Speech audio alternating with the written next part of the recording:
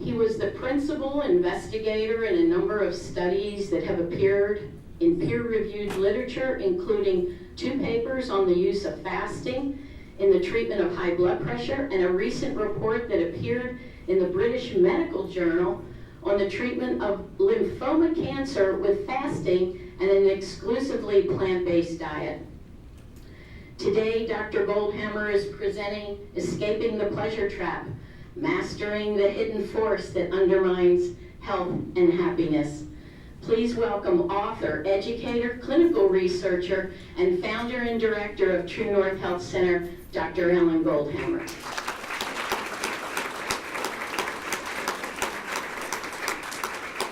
Thank you all for sharing your afternoon with me. I'd like to start with just a quick video clip, if you don't mind, which I think is interesting. This actor plays 2 different roles.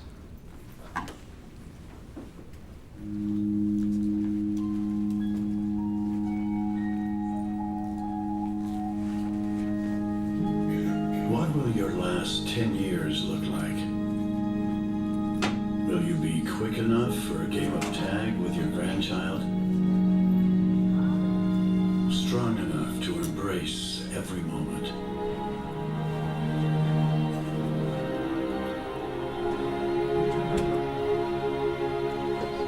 Will you grow old with vitality? Or get old with disease?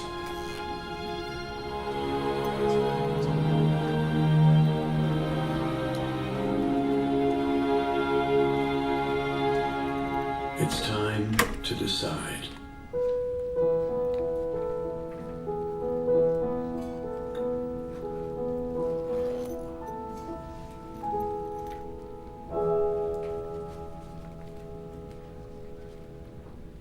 So, none of us know for certain how long we're going to live. The only thing we know with absolute certainty is that you're going to die. And statistically, it's unlikely that any of the adults in this room will be alive in 700 months or less. So you have a limited amount of time left to go. If that doesn't cheer you up, I'm not sure what will. The question is not will you live forever, you will not. The question is, will you live healthy and happy till you meet your genetic potential, go to sleep one night and not wake up? Or will you spend the last years or decades of your life sick and miserable, dependent on those around you, unable to talk or move, lying in a nursing home bed waiting for somebody to come and change your diaper? Well, the answer to that question will largely be determined by how well you learn to recognize the hidden force that undermines health and happiness. And we call that hidden force the pleasure trap. Since the beginning of humans, there's been, according to anthropologists, about 109 billion modern humans born on the planet. There are about 7.5 billion humans alive today. We have well-documented evidence that 5 people have lived past 117. So statistically, the likelihood of you living past 117 are about 1 in 20 billion. We can safely say the odds are better that you'll probably live less than 117. Now, if how long you lived, which they talk about life expectancy, or how well you lived, healthy life expectancy, the difference is life expectancy is the average age of death of somebody born today, whereas healthy life expectancy is of the years you're alive, how many will you be independent and fully functional and healthy? So if the difference or the importance of life expectancy and healthy life expectancy was based on how much money was spent on healthcare, we would expect people in the United States to be by far the healthiest people in the world, because we spend 2.5 times as much per person on healthcare as they do, for example, in the European Union. But it turns out life expectancy is not higher, despite these tremendous increased expenses, and healthy life expectancy is definitely not higher. So there is some suggestion we may not be spending our money in the most efficient or effective way possible. Life expectancy of 78 years, healthy life expectancy only 69 years. The average person is spending 9.4 years in debility and over 17 years in poor health. And it's interesting to note that most of the money that's spent on healthcare is actually spent in the final years of life, and much of the money that we spend has little to do with helping people live longer or even live better. We're spending most of our focus on the leading causes of death. And the leading causes of death are heart disease, cancer, and stroke. What we're not spending much time on, or money on, are the actual causes of death. In other words, the reason people get heart disease, cancer, and stroke. And the reason people get heart disease, cancer, and stroke is because they use tobacco, alcohol, and a meat-based diet rich in highly refined carbohydrates, according to the CDC. Number one on our list of ultimate cause of death still is tobacco. Tobacco is fabulous at contributing to premature death and disability because it affects almost every organ system of the body. People think about smoking as being a cause of lung cancer, and that's true. But think about this, 80% of smokers will never get lung cancer. How dangerous could it be? It turns out the reason 80% of smokers never get lung cancer is because they die from heart disease before they live long enough to grow their tumors. Because in addition to causing lung cancer, cigarette smoking damages the animal lining of the blood vessels that leads to clots and heart attacks and strokes. I always thought that if I was a cigarette manufacturer, that I would try to make the cigarettes so toxic that everybody died from heart disease. Because then you could advertise it as being cancer safe.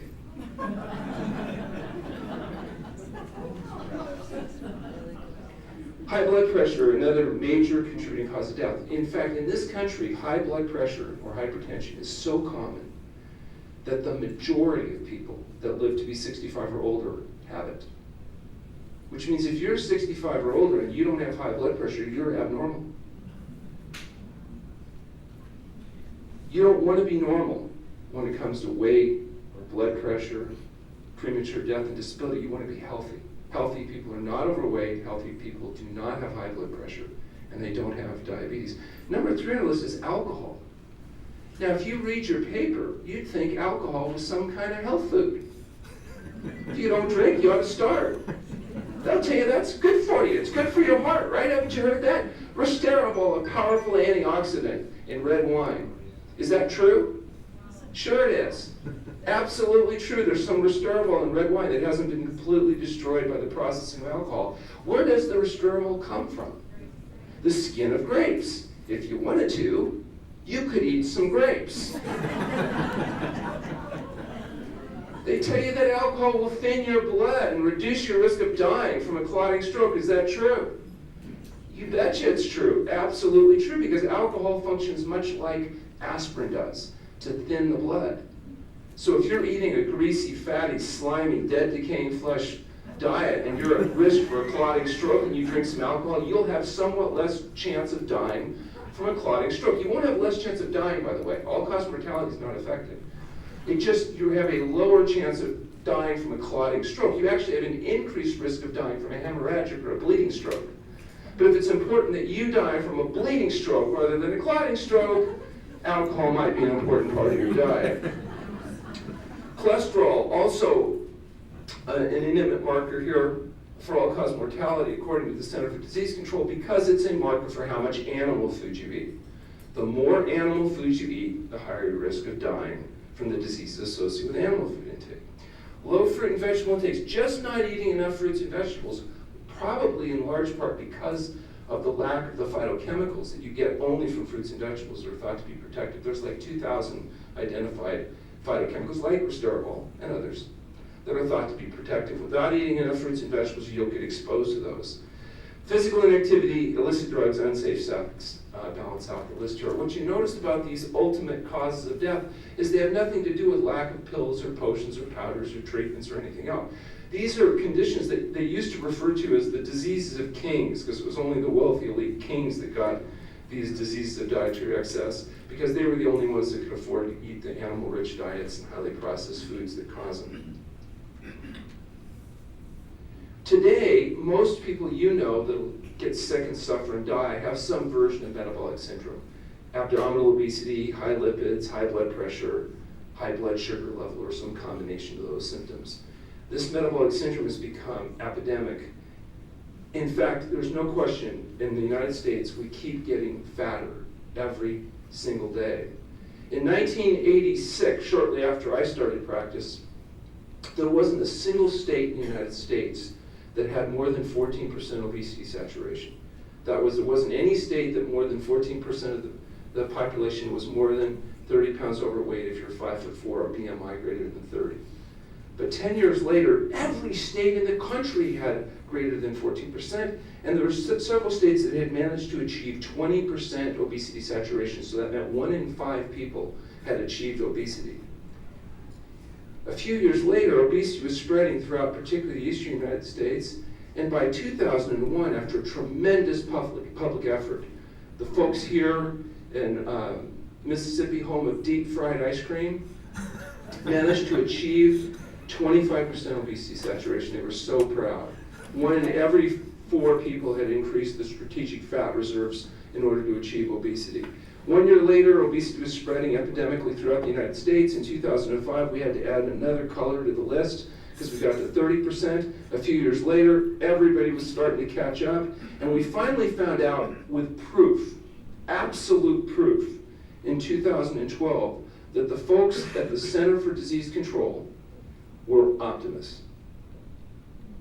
They were optimists. They were so confident in the American people that although nobody had had the big breakthrough and achieved 35% obesity, they actually put it on the legend.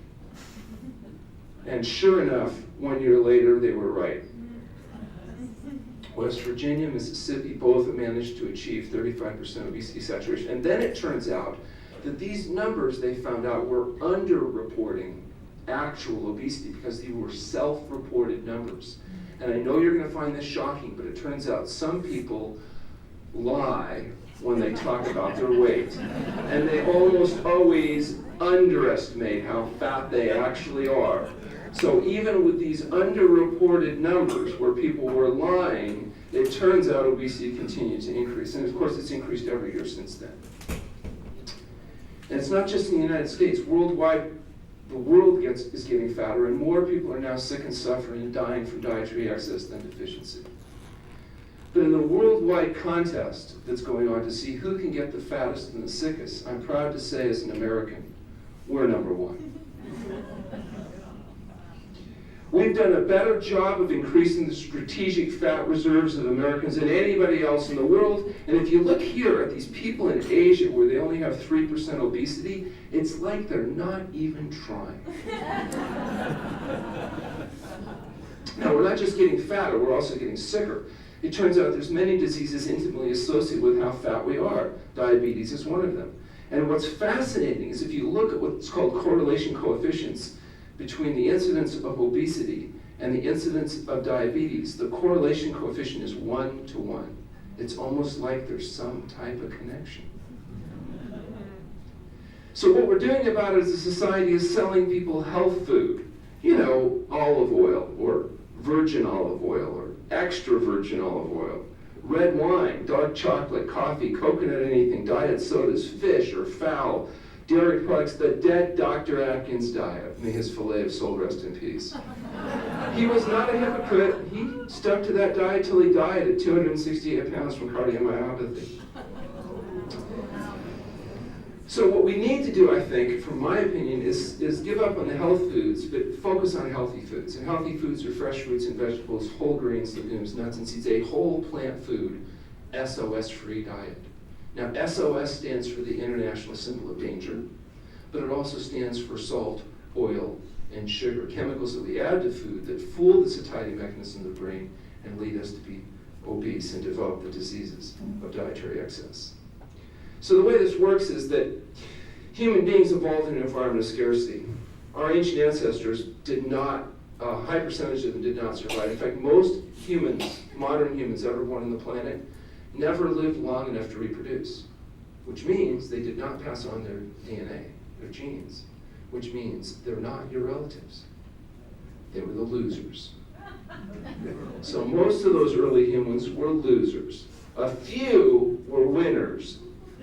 Those are your ancestors. Because you think about it, let's say your parents hadn't been winners and hadn't lived to reproduce, would you be here? Now what about your grandparents?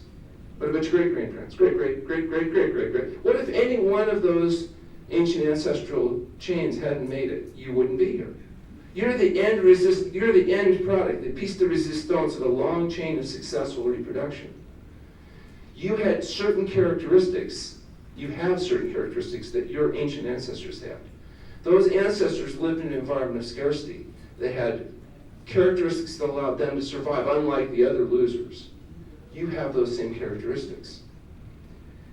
Humans have used, they tell us, tools for like 1 million years. We've used fire to process food, provide heat, light, and protection for 500, 600, 700,000 years. And about 100,000 years ago, modern humans, people that we would recognize as very much like us, developed the sophisticated use of language, which turned out to be perhaps the most powerful tool that the planet's ever seen. Language allows you to accumulate information and pass it on in a geometric fashion. So something that might take a whole lifetime to figure out, you could pass on in a few minutes, just by listening to somebody speak. Humans over biological time got bigger and our brains got bigger until about here. This is about 100,000 years ago, just a little blip of time biologically speaking. And that's where modern humans and Neanderthals were both sharing the planet, supposedly. And Neanderthals bit the dust. We don't exactly know why. You have maybe 3 or 4% of your DNA is from Neanderthals because there was some cross-mating. But mostly you have modern human blood. So this little blip of biological time is where we think about modern humans. And modern human brain and a brain of a person today are thought to be identical when they look back anthropologically and they look at the size and function of the craniums of the skeletons that they find. There's not been very much change, as you would expect, in that little bit of time. So the brain that you have in your head today, though, is essentially the same brain that was in the head of a human, say, 100,000 years ago. For example, if you could take a baby from 100,000 years ago and somehow magically transport it today and you raise that baby, you would not recognize the difference in that child. Or conversely, if you could take a baby from today back to 100,000 years ago, they would raise that child and not recognize the difference. If you raised a child from 100,000 years ago with a modern human brain, that kid would be just as annoying when it's an infant, just as obnoxious when it's a teenager. It would have all the same habits that your kids have today. Because the brain that determines that essentially is not thought to have changed substantially.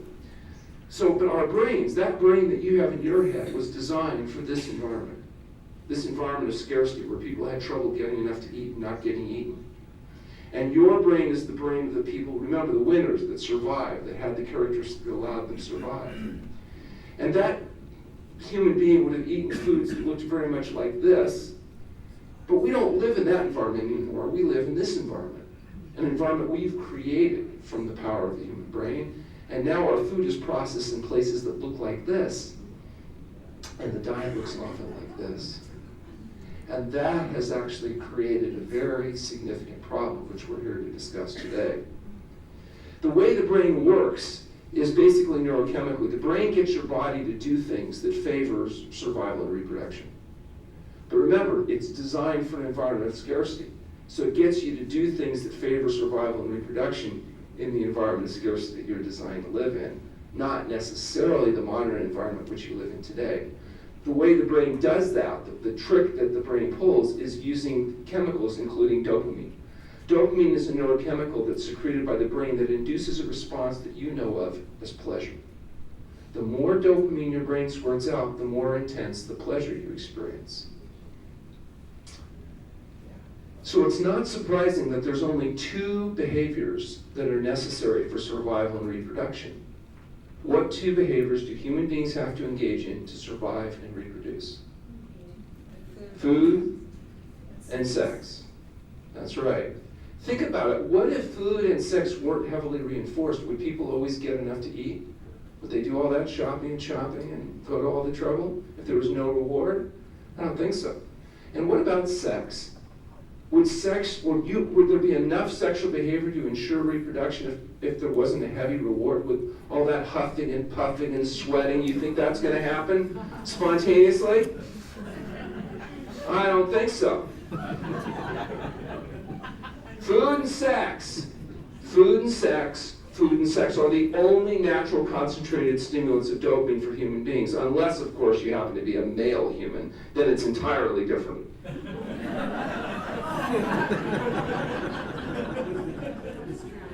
But whether it's food and sex or sex and food, these are the normal natural stimulants of dopamine production. But remember, human beings, being the innovative creatures that we are, we discovered that there were certain chemicals that just so happen to stimulate dopamine production, the same dopamine production that's produced by food and sex.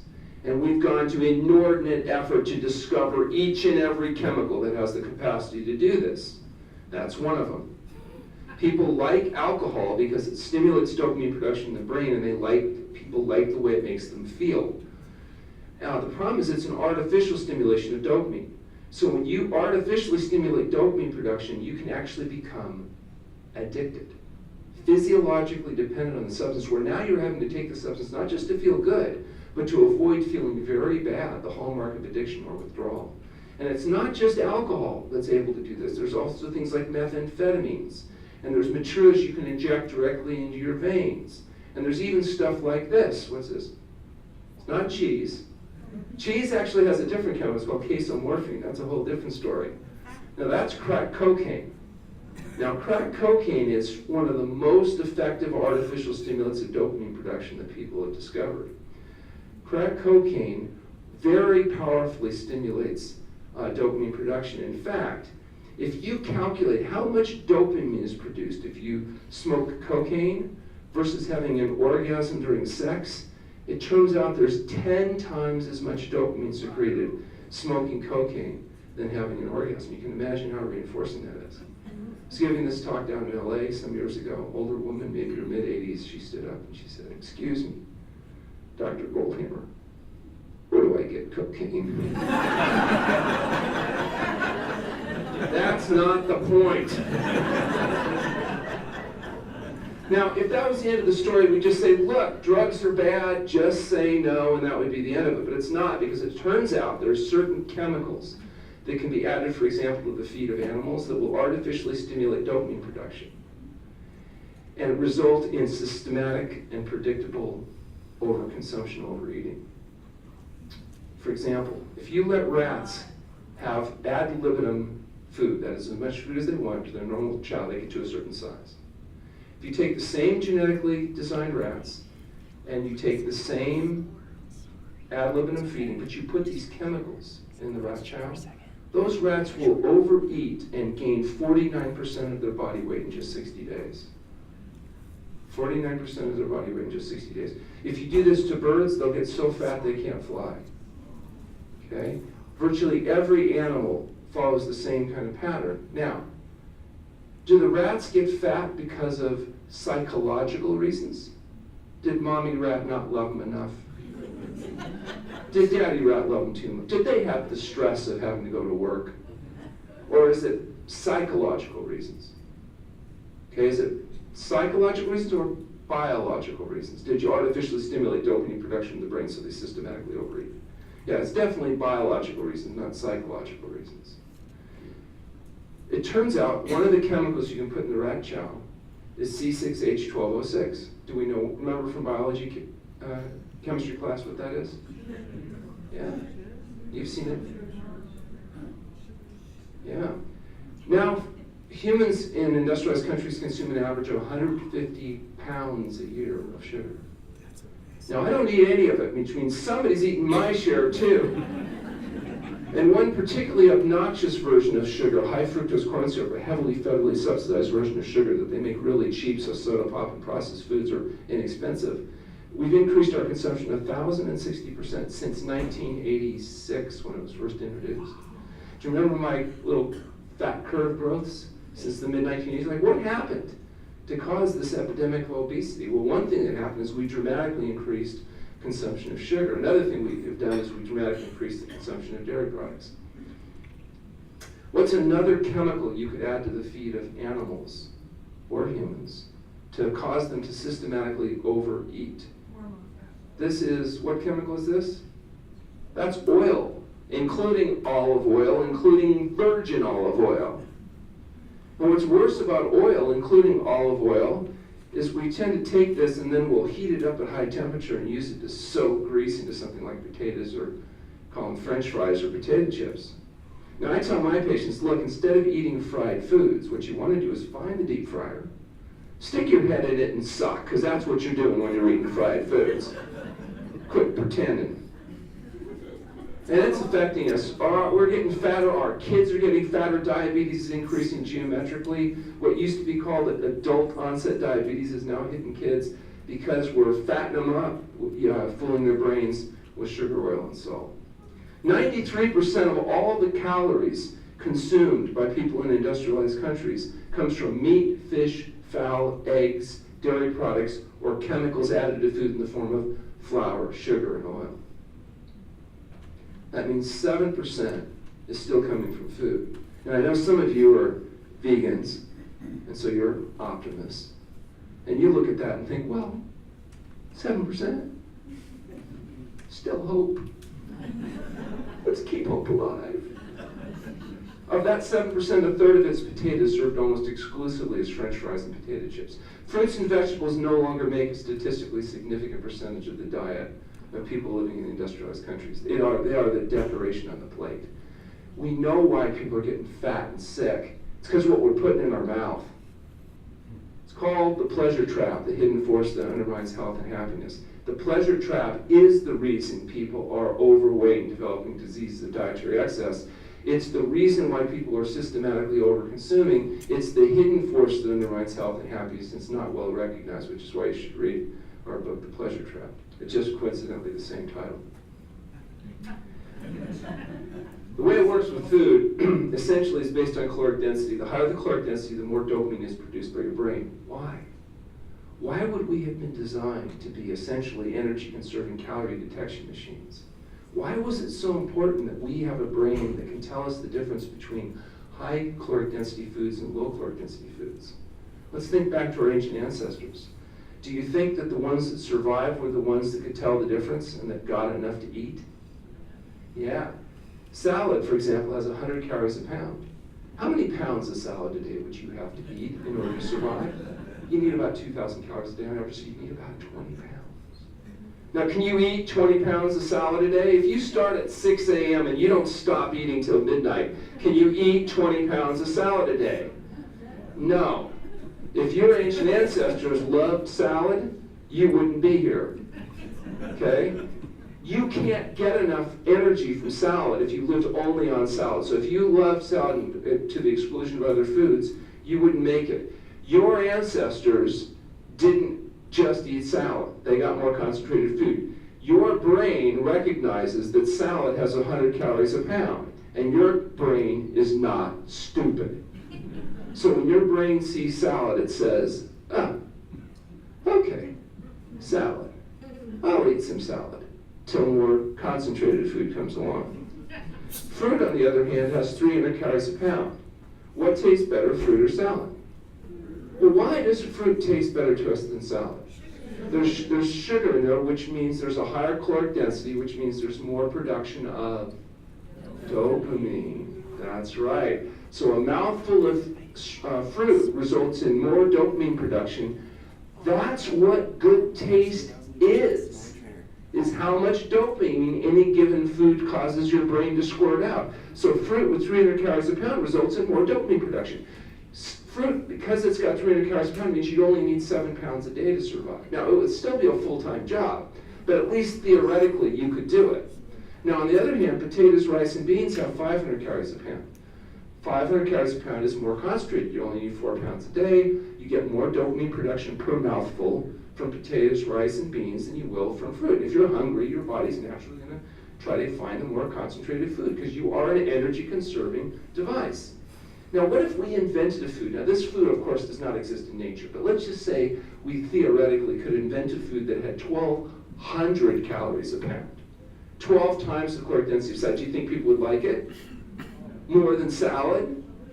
And what if we introduced this food at the World's Fair in the 1800s? Do you think it would get rave reviews and people would get all excited about it? What if if we called the food ice cream? And what if we took that ice cream and warmed it up to room temperature and tasted it? You would describe it as sickly sweet. Sickly sweet. But when it's frozen, it tastes so good. Now, how come it tastes sickly sweet when it's warm and it tastes so good when it's cold? What does it suck sugar out of the atmosphere when it melts? No, it's got exactly the same amount of sugar, but you can't tell. Because when something's artificially cold, remember, this doesn't exist in nature. You never fell in an ice cream pond. When something's artificially cold, you're not designed, your detection mechanism doesn't detect sugar well, and so in order to make ice cream taste good, you have to super saturate it with sugar. When you melt it to room temperature, you can taste what's actually there. It makes you sick. It makes you just as sick when it's cold. You just don't know it because you're bypassing your normal detection mechanism. What if we came up with a food with a higher caloric density than ice cream? Do you think people would like it? If it had 1,500 calories a pound, not just 12, but 1,500 calories a pound. And what if we, I don't know, called it the staff of life? Have you ever seen this stuff before? Crunchy on the outside, soft and chewy on the inside, highly processed. It's got 1,500 calories a pound before you turn it into a butter boat by melting coagulated cow pus all over it, increasing caloric density even further. Have you ever been in a restaurant and they put this on the table? It's all hot and steamy. It's all covered up with a napkin and you, whoa. And you eat a piece or two or three, don't you? Pretty soon, what do you notice about the bread in the basket? It's gone. It's all gone. And what do? Well, first you spread that basket all naked and empty and push it to the edge of the table, don't you? Waiting for the waiter. And you wait, and then finally, the waiter comes around and says, "Oh, did you want some more bread?" So what's the first thing you have to do? Yeah, you look at that like you didn't know it was empty and say, "Oh, sure, why not?" But what are you really thinking? Does this guy want a tip or not? And they bring you some more bread. Do you ever go into the same restaurant and say, "Excuse me, I'd like 3 large baked potatoes that I'd like to eat before I order my dinner"? Do you eat 3 large baked potatoes before you order your dinner? Why not? Be too full. Because you're right, because a human stomach, if you shove it completely full of potato, it can take about 500 calories a potato. So 3 large baked potatoes just mechanically will fill up the stomach. On the other hand, 500 calories of bread only takes about 1/3 of the stomach because it's highly processed. The more you process the food, the increase the caloric density, the easier it is to get in the stomach. So what do you think it's easier to get fat on, eating bread or potatoes? Yeah, much more so. Pure sugar only has 1,800 calories a pound. Think about that. So when you're eating these flour products, 1,500 calories a pound. Pure sugar, 1,800 calories a pound. Now, when you go into that same restaurant, do you notice the sugar's on the table and it's free? Do you ever take 11 of those packets of sugar? You do that? No? Why not? It's disgusting? No. It's free. What's the problem? Have you ever had one of these? How many teaspoons of sugar in one of the old 12-ounce Cokes? 11 teaspoons of sugar. I think the new stuff they can get 12 and more phosphoric acid. You used to put cocaine in it. Now they got a better drug. It's called caffeine. And it's not enough for it to be a special treat for our kids anymore. No, now you got the big gulp, the super gulp, the double gulp, the express gulp with free refills, and pretty soon you're going to need to have a bucket. That's how they're going to be served. I predict in the future, you're gonna have, when Dr. Gutierrez is going to find out most of his patients are coming in, they hurt their back because they went to the 7-Eleven. You know, you guys really are lucky to have a primary care physician who's an integrative medicine doctor that's not an idiot. Let me tell you, that's a real honor. I've had a chance to meet with him in the last couple days. It's good stuff. 25% of the calories of the average teenager comes from the sugar in soda pop alone. Not just sugar. Just the sugar from sugar-sweetened sodas is making up to as much as 25% of the calories of teenagers. So we don't know why they're getting so fat. It's a complete mystery. Ooh. What tastes better, salad or chocolate? 2,500 calories per pound. Is that a cultural thing? If I blindfold people and mouthful of salad, mouthful of chocolate, you think they can tell the difference? Yeah. There was actually a survey done of women, not men, just women. And they asked women, what would you rather do? Have mad, hot, passionate sex or eat chocolate? Two most common responses were, what kind of chocolate and how many pieces are we talking about?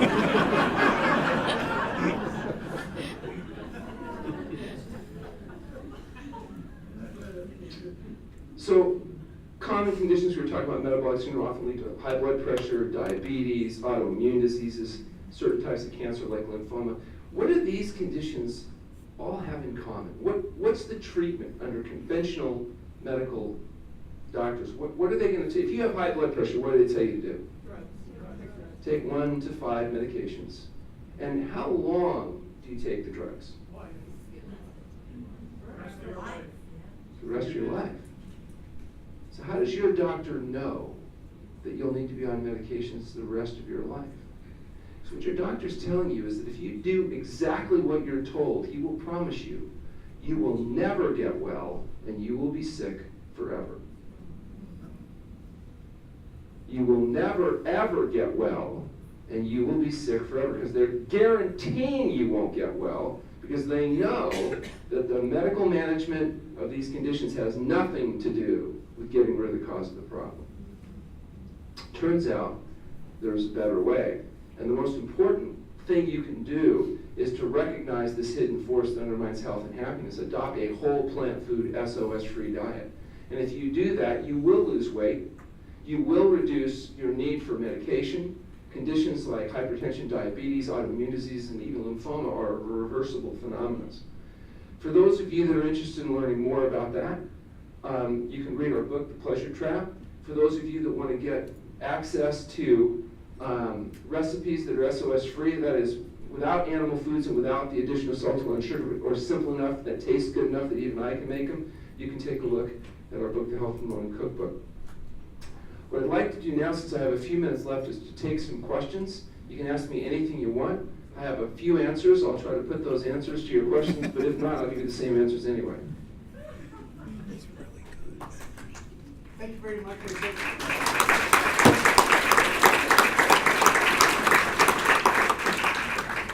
Is it not possible that today's brain or the future will also evolve to the current conditions and it will no longer be unhealthy? Yeah, it's possible, but you need to understand biological time is not the type of time you're thinking about. It's not 100,000 years. These are millions and millions of years for those types of changes to take place. It's literally millions of generations, not dozens of generations. And as a consequence, it's not realistic to think within our lifetime or our children's lifetime or our grandchildren's lifetime that's going to happen. So if you want to come back in a few million years, possibly, then maybe buckets full of Coca-Cola will be the health-promoting ideal of our future ancestors. But for now, for us, for today, I think we've got it figured out and described accurately here, yes? Do you have statistics that prove this animal-based diet works? Yeah, actually, the data, the plant-based diet, the data on the problems with this animal food diet has been very well researched. There's a number of interesting books out there, ranging from John McDougall's The McDougall Plan to Caldwell Esselstyn's books on reversing heart disease to T. Colin Campbell's Whole. The literature is pretty generous. If you go to our website at healthpromoting.com, we actually give you all kinds of support and references, or if you look in the back of the Pleasure Trap, the references are there. It's pretty well researched. It's not too controversial. I'll give you an example. At the True North Health Center, where I practice, we took 174 consecutive patients with high blood pressure in a study we did with T. Colin Campbell. 174 people with high blood pressure, 174 people achieved normal blood pressure without medication. We published that paper in a peer-reviewed journal. It's available on our website. All of our studies are. You can download those. We have the largest effects that have ever been shown in treating high blood pressure in human beings. And we did nothing except put a person on a fast till their blood pressure normalized and then put them in a whole plant food SOS-free diet. And to the degree that people are willing to eat a whole natural foods diet, they can sustain those results. Similar results are true in type 2 diabetes. About 80% of our type 2 diabetics will achieve normal blood sugar levels without medication, and they can sustain those as long as they're willing to do dangerous and radical things like eat well, exercise, go to bed on time, and take care of business. I'm happy to say that last week, 1 week ago, we just published our second paper in the British Medical Journal on the successful reversal of lymphoma cancer with water-only fasting, and been able to demonstrate that we can sustain those cancer-free outcomes. This is a 3-year follow-up in this particular patient. And the True North Health Center, we are a 501c3 nonprofit research-based organization. We're actively engaged in clinical trials. We have our own IRB that's got federal-wide assurance. We've got a whole research staff. And what we're really looking at is what can you do in the whole natural food realm in order to allow these diseases to reverse. Now, it doesn't work for everything. It works best for conditions that are caused by dietary excess. So that's why you'll see us talking about obesity, metabolic syndrome, high blood pressure, diabetes, autoimmune disorders. These are conditions that we know are dramatically made worse with poor dietary choices. There are other conditions, perhaps, that are not particularly affected by diet, may not respond to this approach. But certainly the conditions we treat consistently do well. Could you talk a little bit about fasting and what could be safe to undertake without going to True North? So there's a tremendous amount of information coming out now on what's called intermittent fasting, which is basically narrowing the feeding window. If you, for example, don't eat breakfast before, say, 9 or 10 o'clock, and you don't eat dinner after, say, 5 or 6 o'clock, that means you're going to have somewhere between 12 and 14, maybe even 16 hours a day where you're fasting between dinner and breakfast. You're still eating generously a whole natural food diet during your feeding window, but just not eating for that 12 or 14 or 16 hours is enough to induce metabolic changes that are thought to be helpful, and they accumulate. And that's something that virtually everybody can do safely on their own. Now, in some cases, we take people and we will put them on a prolonged medically supervised fast in a contained setting where you're being monitored for up to 40 days. So it's not just Moses, David, Elijah, and Jesus that fast for 40 days. So do our patients. Now, the average fast is between 2 and 3 weeks, but some do go as long as 40 days. And we tell those patients they're in good company. And if it's done properly, and there's appropriately screened, appropriately monitored patients, this can be done safely. We've published a fasting safety study that actually tracks 5 consecutive years of these patients and their outcome data, and it's published in a peer-reviewed journal. It's available on our website.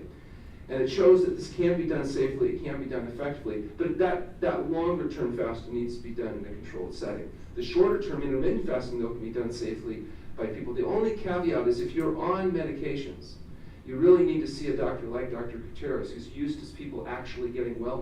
Most doctors never see anybody get well. That's why they tell you, once you start the medications, you never stop it. And stopping medications can be a little tricky because you have to wean off them. If you go on a healthy diet, you're on high dose medication, and you don't reduce your medication, sometimes the excess dosage of medication can actually cause serious problems. On the other hand, you don't want to just arbitrarily discontinue medications because many of them have an addictive response where you have to withdraw slowly, for example, steroid medications, etc. So it's really helpful to have a doctor that's not an idiot, that does understand integrative medicine, so they can help you kind of get off the toxic waste before it does you in. And believe me, even high blood pressure medications that people think are relatively safe, they cause chronic cough, they cause fatigue, they cause impotence, and they cause death. And that's why they don't give you blood pressure medications until your blood pressure rises to a certain level. Because if you give somebody that has lower levels of hypertension medications, more people will die from the medication than from the hypertension. That's the definition of hypertension, the level where less people die from being treated than from the background condition itself. So getting off medications, as important as it is, needs to be done kind of in an intelligent and rational manner. And also, it requires you to actually stick to eating a healthy diet in order to be able to sustain the results. So it's not simple, it's not easy, but the end results are definitely worth the trouble. Yes? Yes? Has research been done on the kinds of sugar, chocolate, and drinks? Is it organic or whole? Yeah, the fact that something's organic means it doesn't have pesticides, so it may be less bad than chocolate that wasn't organic, but let's be clear. Something being less bad doesn't make it good. It just makes it less bad. And basically the entire industry is out there trying to sell you things based on the idea that, well, our toxic waste is less bad than the other toxic waste. Our virgin olive oil is less toxic than the cottonseed oil. That doesn't make it good, it just makes it less bad. Let's focus on what's good. What's good is whole natural foods, fruits, vegetables, grains, legumes, nuts, and seeds, a whole natural food diet. What does that look like? You might wake up in the morning and maybe you might have some fresh fruit, some greens, maybe some oatmeal. You might have a big salad at lunch and dinner, some steamed vegetables, potatoes, rice, and beans. Like, how would you know if your salad's big enough? Let's say you didn't have scale to weigh out a pound of salad. How would you know it's real simple. You take your salad, you put it on the table, and you wait for the friends at work to walk in the room. And they will immediately go, oh my gosh, you're not going to eat all that, are you? If they don't react with shock and awe, you got the wrong size bowl. Okay? Now, speaking about work, if you go to work, if you're a woman particularly, and you go to work and you've lost 50 pounds because you run a whole plant food diet, do you think that your friends at work are all going to be like, oh dear, we're so proud of you. How can we be helpful and supportive? Is that how they're going to react when you walk into work 50 pounds? You're going to walk into work and they're going to go, oh, here she comes, that bitch. They know why you lost weight, because you're a mate-poaching whore. You think you're so good with your thin clothes and your perky smile. You make me sick. Besides that, where are you going to get your protein from? It's not good to be a fanatic. Now, if you're a male and you lose 50 pounds and you go to work, do they have the same response? No. The other men, they don't notice. And if they do notice, they don't care. So it's a little bit easier. It doesn't mean we can't be fat. Men can be fat, but we have to work a lot harder at it. Women are energy-conserving fat storage devices, biologically speaking. Women are energy-conserving fat storage devices. Think about it. Women have to store fat to survive a period of biological vulnerability called pregnancy. And that's why they have the fat storage hormone called estrogen. If you inject men with estrogen, they get fat. They grow breasts and hips. If you inject women with testosterone, the male hormone, they lose their fat. Yeah, except then they get hairy and get cancer and die, so it's not a good strategy. But the point is, these differences are biological, not psychological. So if you're a female, you have to work twice as hard to get half the results. Get used to it. Hey, I don't make the rules. Well, ask any woman. If a woman and a man go on a diet together, the husband and wife, do they lose weight at the same rate? No. Women lose weight at 2 pounds a week, men lose at 3 pounds a week. 50% more, and it's not because we're smarter or better disciplined. In fact, the woman might be complying and measuring and loses 2 ounces. The guy's eating In-N-Out burgers at lunchtime, he's still losing weight.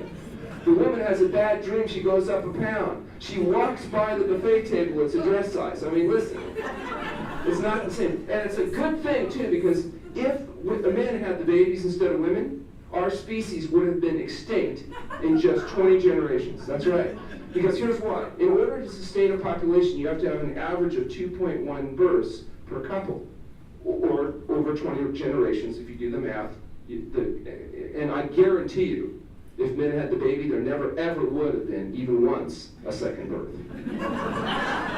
Not even one time. In fact, there'd only be about 20 births on the planet in a year. And it wouldn't be like it is now. Women have a baby and 20 minutes later they're back picking it in the fields. No.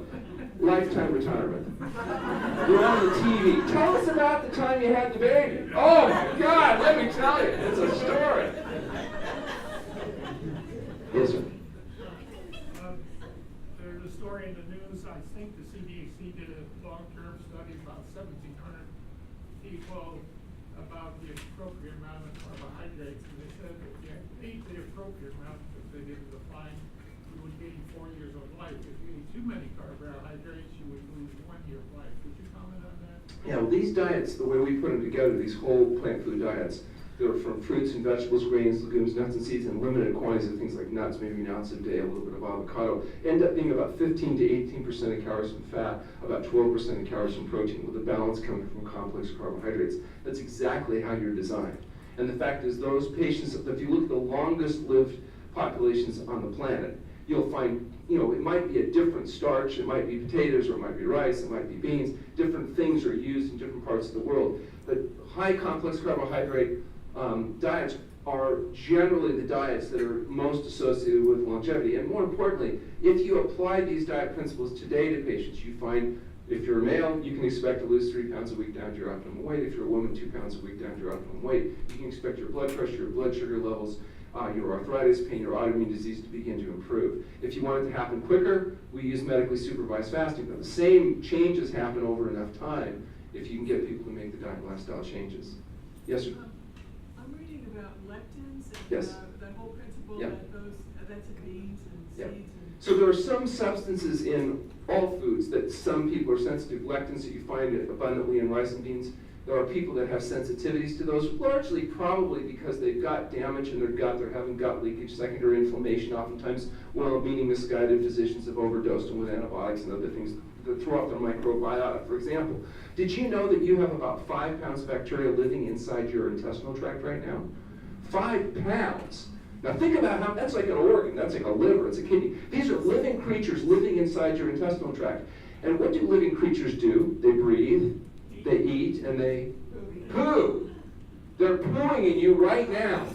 There's 5 pounds of bacteria defecating inside you. Now what they defecate depends on what you feed them. If you feed them meat, they're going to be pooing out trimethylamine oxidase, which is a highly irritating substance that damages the inside of the vessels and leads to cancer and heart disease, which is why meat eaters probably have so much more disease. On the other hand, if you feed your bacteria soluble fibers like sweet potatoes and Hubbard squash and butternut squash, they're going to be pooing out vitamin K and fertilizer. You want your 5 pounds of gut bacteria fertilizing you, not making toxic poo. So keep that in mind. And even a little bit can make a difference in sensitized people. For example, people that have food allergies that might be sensitive to lectins. You eat a little bit of sugar, a little bit of this, a little bit of that, it can throw that microflora off. One of the things that we see with fasting is when there's nothing being eaten, it's like rebooting the hard drive in a computer. It recalibrates the system. And then when you feed it properly, you tend to get a more normal flora. In fact, we just finished a study with Luigi Fontana at Washington University and the Buck Institute, where we actually looked at the stool before and after long-term fasting, and are in the process of analyzing those strains. There's about 1,000 different strains of bacteria that are identified in the gut, and those same strains can have very different waste products depending on how you feed them. Yes, sir? So when I read stuff about how healthy olive oil is, Yes. they always talk about how like fats and oils are good for brain function. Would you get those same nutrients from just eating olive oil? Yeah, it turns out you need essential fatty acids in order to function for your brain. And just like you don't need to add refined sugars to get enough sugar, you don't need to add any oils, including olive oil, to get your essential fatty acids. Every fruit and vegetable has essential fatty acids, and some are really rich, like your nuts, your seeds, your avocados, your grains are really abundant. And so the idea is not, you don't have to add highly processed fractionated forms of oil in order to get the things that you need. And in fact, you're a whole lot better served getting all of your nutrients from whole natural foods rather than a fractionated concentrated form, particularly because when you eat highly concentrated foods, it leads to overeating, overstimulation of the dopamine cascade, and it leads to obesity and disease of excess. Think about this real simple example. If you just picture yourself eating oranges, you eat an orange, another one, another one. At some point, you're full. You don't want any more oranges. And it might be 3 or it might be 4, it depends on the person. But if you take 1 small glass of orange juice, there's as much sugar in there as 6 oranges. When you juice it down and remove the fiber, no trouble drinking orange juice glass or 2. You wouldn't eat that many whole oranges, but as you process it, and then if you take the oranges and you process it even further into refined sugar, now it's almost inevitable that you're going to overeat. So if you think of how much sugar cane you'd have to eat that little tiny bit of sugar, you just couldn't do it. There's not enough hours in the day. And the basic principles are true. On the other hand, let's say instead of losing weight, we want to gain weight. Well, we would use the same diet, but we might do things a little differently. If you're trying to lose weight, we say, well, first eat salad as much as you can shove in, because at 100 calories a pound, believe me, you're not going anywhere on that. All it's going to do is get you vitamins, minerals, fiber, all the things you need. And then we would eat steamed vegetables. Also, 300 calories a pound. Just eat as much as you can, huge platters of that. And then have a serving of whatever it is, rice, beans, vegetables, whatever it is you're able to digest. And then if you're still hungry, start over and have another pound of salad. Okay? And in doing that, by the time you get done eating a lot of salad, a lot of steamed vegetables, there's not that much room left, and you're less likely to overeat. On the other hand, let's say we're trying to gain weight. Well, then we might say, well, let's hold off not quite as much salad. Let's use a little bit more of the rice, the beans, maybe we blend it into soup, or we might take that rice and turn it into rice flour and make rice pasta or something like that. So we might process it further so we can get the body to take a little bit more in. Maybe instead of having half an ounce of nuts, we go up to an ounce of nuts, or maybe we do a little bit more. Still whole natural foods, we can change the form. Maybe instead of just having salad, we might have some vegetable juice or some more highly processed food, so we can get a little bit more calories in. So for most of us, we don't have to worry about getting more calories in. We're doing just fine, thank you very much. And so the idea is eat as much whole natural foods as you can. For those of you trying to gain weight, we retweak the application. And before I forget, if any of you don't get a chance to get your questions answered while I'm here today, I have a really cool thing that you can do. I have cards back there where the books are. You can go onto our website at healthpromoting.com, complete what are called registration forms, which just gets me your medical history, and you can call for a no-cost phone consultation with me. So I'll talk and answer any of your questions, and if you have specific health problems that you need help with that I can't help you with, I can oftentimes direct you to somebody that might be helpful to you. And I'd also like to, so anyway, there's healthpromoting.com. All of our articles, most of our talks are freely available. There's something called True North TV, lots of lectures. True North Health have all of our articles, our published studies, lots of good information on the website. So I didn't want to forget to mention that. Yes, sir. Where does the dairy fall in with everything? Well, so red meat or whatever? yeah, dairy products, very, very interesting food. Probably the single worst substance that people on average consume. It's interesting that the FDA is going to protect you against dairy products. They say that you cannot have more than 750,000 pus cells per cc and legally sell it. So, now in fairness, the average dairy product doesn't have 750,000 pus cells per cc. The average dairy product only has 320,000 pus cells per cc. So I tell patients drinking milk products or eating cheese or yogurt is like finding a cow with a festering wound and sticking a straw into it and sucking. And you keep that image in your mind. You know, it's interesting. I've said this before. I was in Las Vegas, and I had done a talk, but I was just on the street, walking down the street, and I had two different people come up to me and say, "Hey, you're Dr. Cowpus." Watch what you say. Gluten. Okay. So let's talk about gluten. Gluten is a protein that's found in wheat, rye, and barley. Wheat today is very different than kamut or natural wheat. They've hybridized it in such a way that you get about 10 times as much grain per acre as you might have in the past.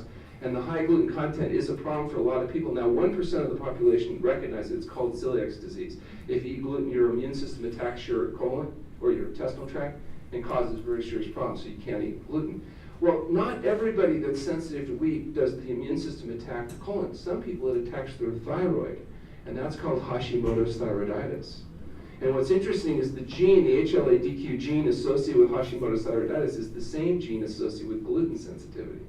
So some of you may be okay in the intestinal tract, but you're getting hypothyroidism as a consequence of your immune system attacking your body. That's what autoimmune disease is, where your immune system attacks your body. What do you think arthritis is? That's your immune system attacking your joints. Ulcerative colitis, your immune system attacking your colon. The medical management approach is give you things to shut down your immune system in the form of steroids or methotrexate. Well, that's like a dream at first because the pain goes away for a while. And then it becomes a nightmare because it turns out you need your immune system. So turning off your immune system with powerful drugs is not a good long-term strategy. On the other hand, getting rid of the gut leakage by allowing the colon to heal, getting rid of the dietary antigens, may be a way of allowing your body to heal itself. Thank you very much for your attention. And I will, if you didn't get your question answered, just give me a call.